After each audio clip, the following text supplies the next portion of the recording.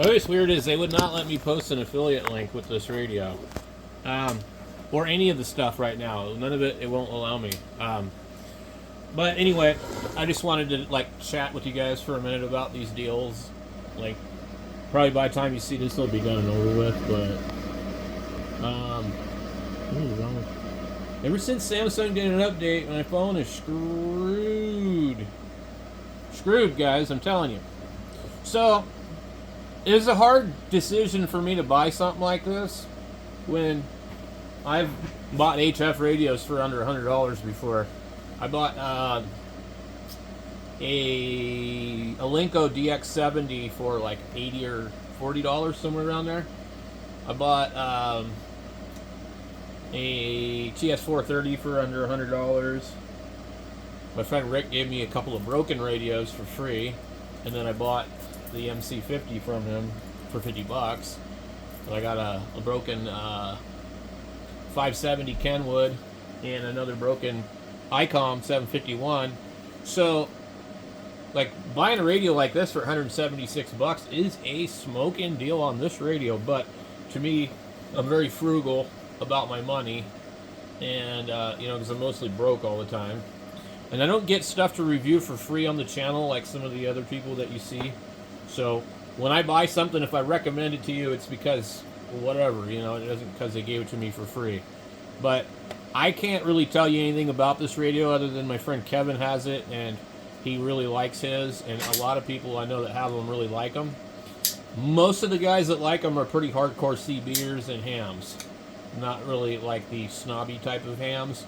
But I imagine right away that you'll probably, if you compare it to like, a Yaesu or an ICOM or a Kenwood, it probably feels a little cheap. But I don't know. I've got a President Lincoln over here. It feels really cheap. I've had all the HR 2510s and the Magnum 257 radios and a couple other things. Honestly, I've had a couple RCIs. Honestly, I think the best feeling radio was like the Galaxy 88s. Those radios like that, they were like real solid platform. But anyway, we're gonna do some weird stuff today, guys. Really weird.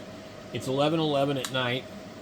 This radio here has stayed on here for $221. It says your typical price is $276. So I've ordered this. I've already paid for it. But what makes me nervous is that earlier today from Radoddity, this radio was $194, and it didn't say the typical price was $207. It said the typical price was $259. You can see right here it says $207 something. The typical price is determined using the 90-day median price paid by customers for the product in Amazon store. We exclude prices paid by customers for the product when it has been on promotion for a limited time, and prices paid in the Amazon Hall store. What's the Amazon Hall store? Anyway, so that made me a little nervous. You look over here, it does say regular price $259. This deal is exclusive to Amazon Prime members. So I'm like, is this a non-pro version of the QT60? Is this a QT60 somebody returned?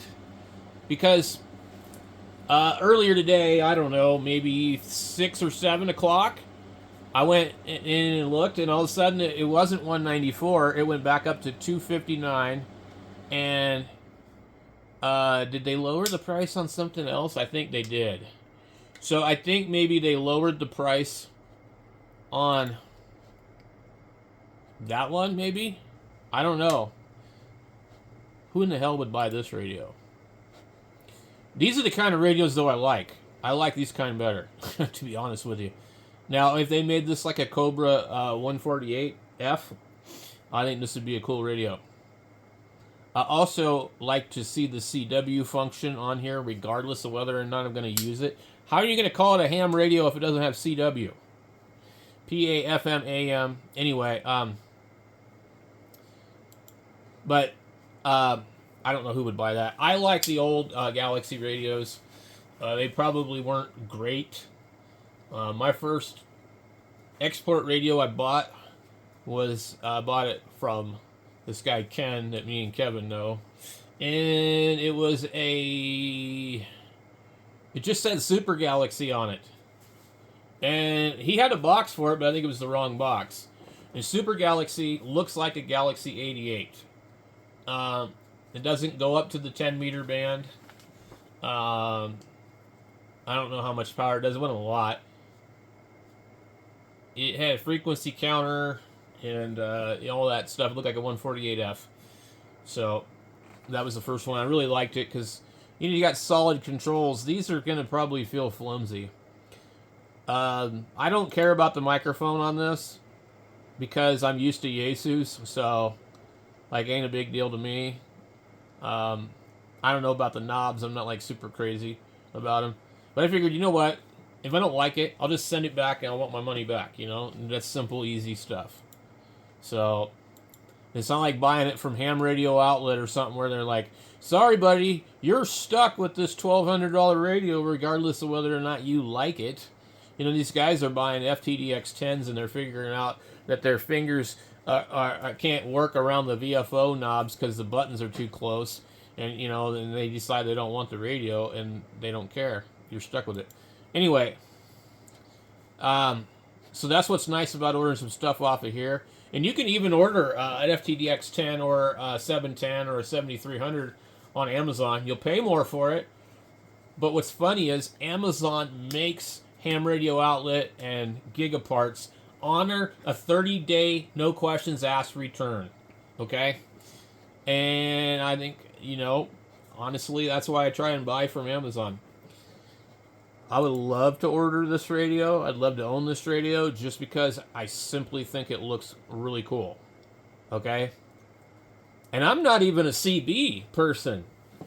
I grew up in the 80s. I'm almost 50 years old. You can do the math.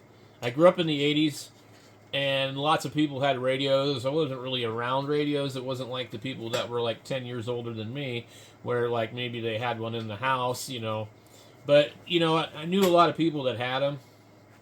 And I only had one for about a year when I was like 12 or 13. And I had a couple of junk radios. And then I bought a Uniden Pro 520 at Truck City CB shop in Mount Vernon, Washington. And I bought like a Astroplane antenna. It looked like an upside down hula hoop.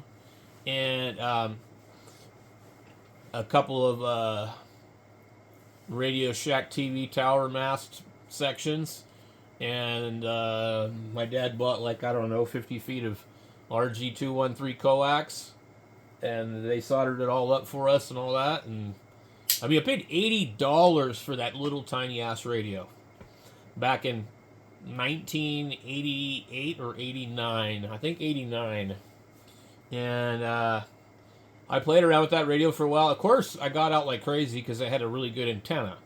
And I lived on a farm, and so we had 20 acres of open land. So, and it was a lot of fun.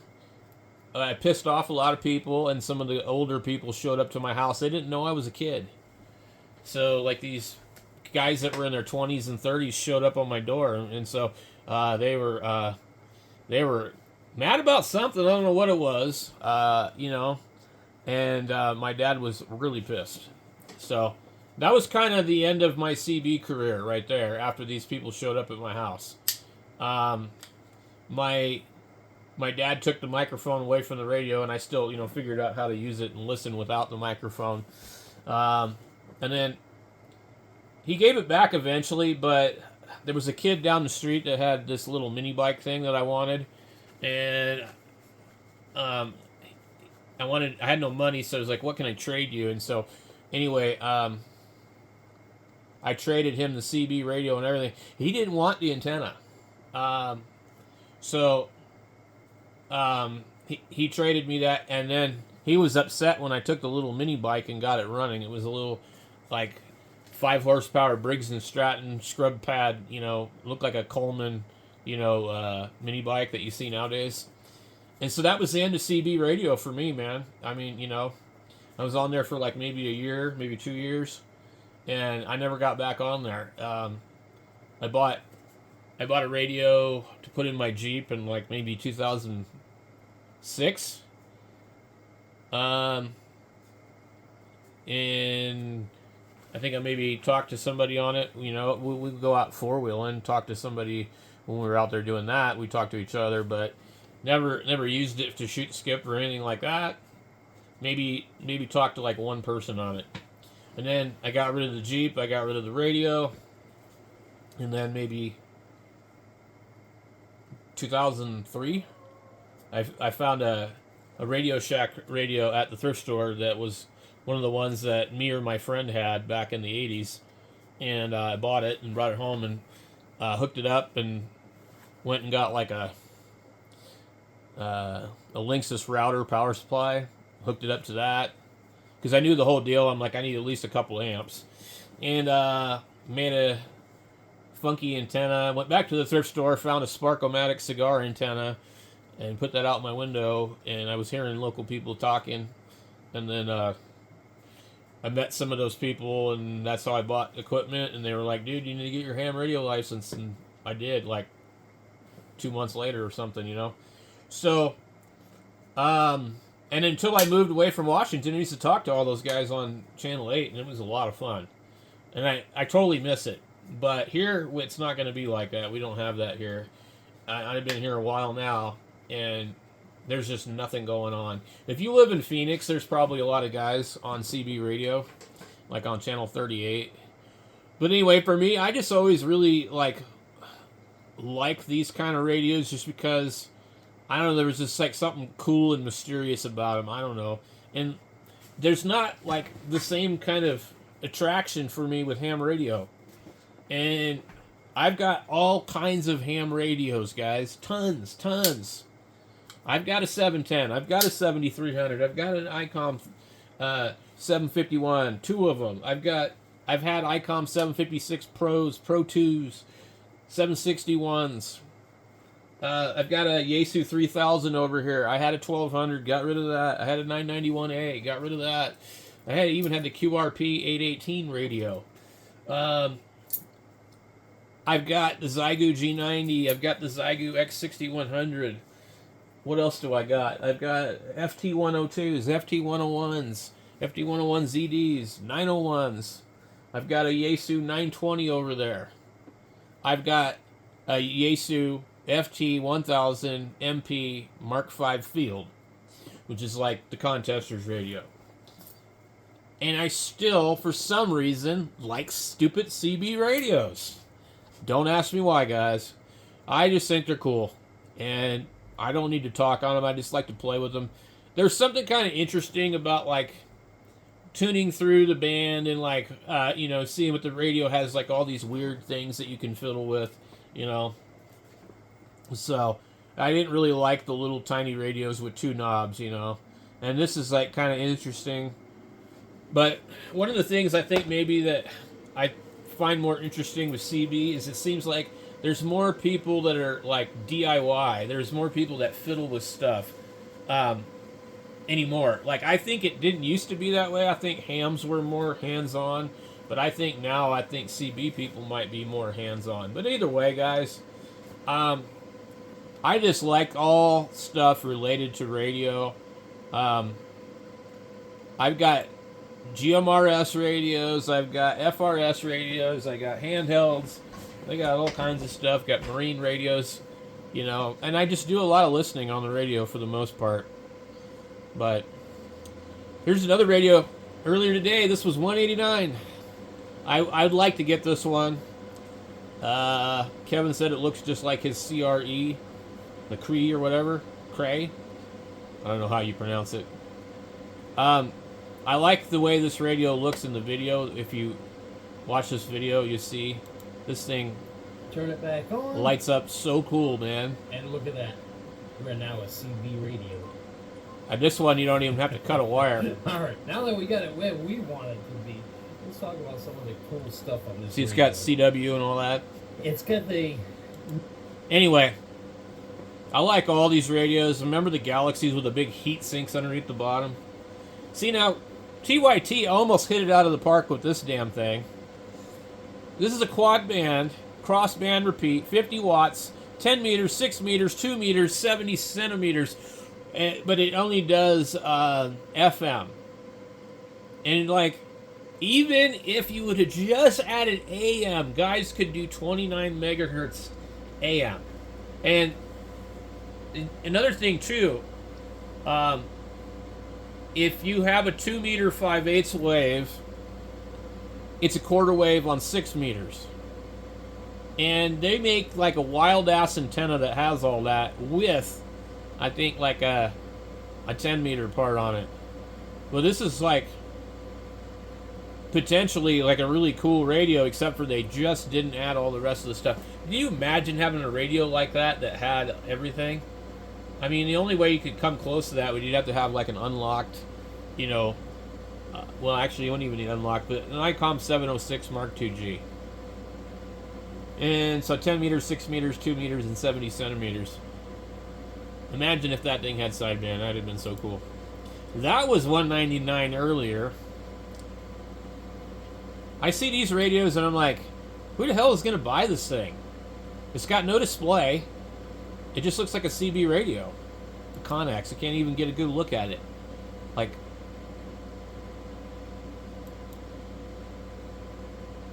$3,300 HP. I mean, like, it's almost $300. What in the hell is so special about it?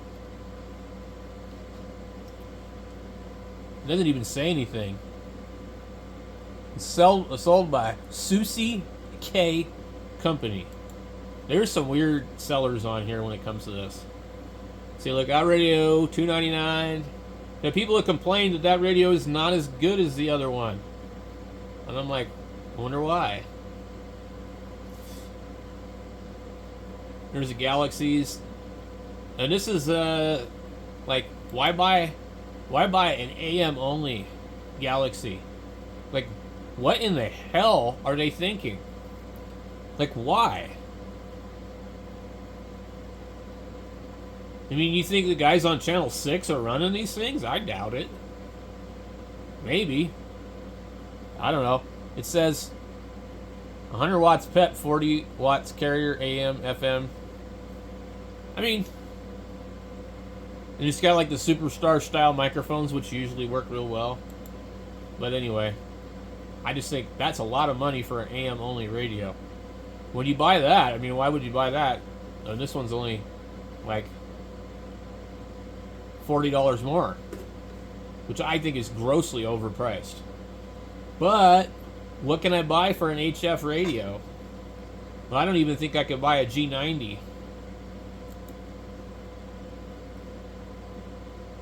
I don't really think you can.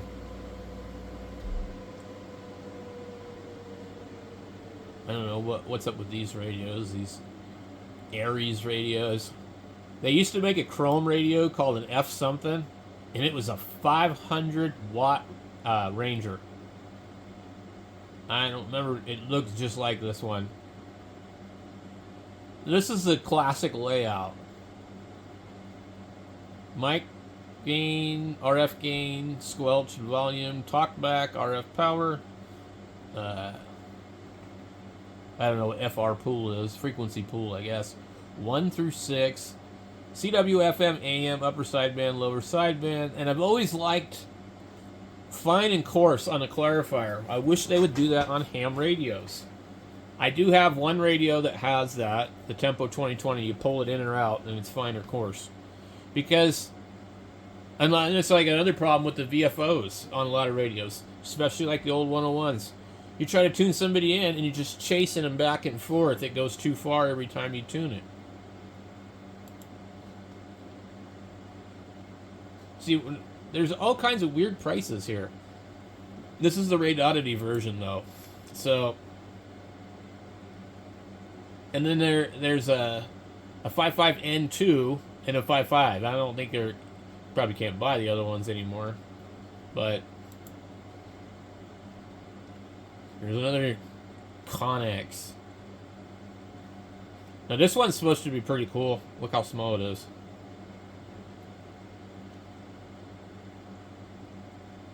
It's supposed to be like a screaming little radio. on AM. Yeah, you're going to be with these guys. If you buy that radio, man, you'd be born to be wild on a Yamaha Harley. You're going to turn into a tattooed woman on a Yamaha Harley. That's what it looks like to me.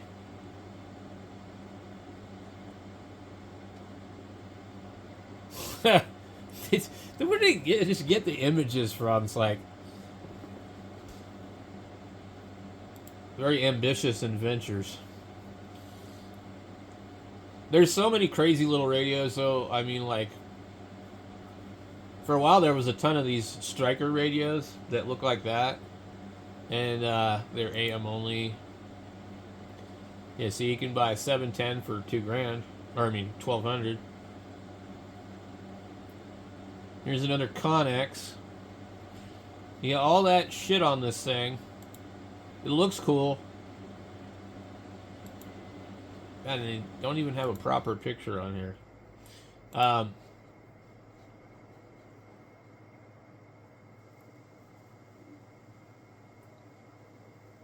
I don't know. Here's an FTDX10.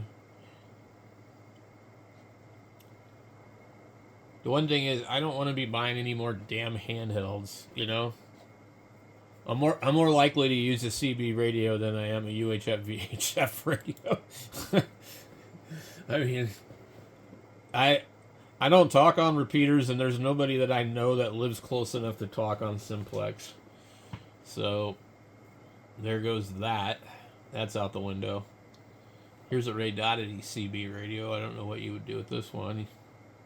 $95 just for some Cobra 29 looking thing. Anyway,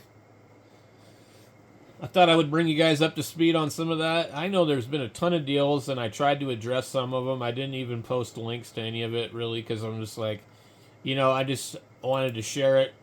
I've been busy. I don't really care about trying to get affiliate links out of it. I just wanted to share it. So, and made it aware that there were some really good deals.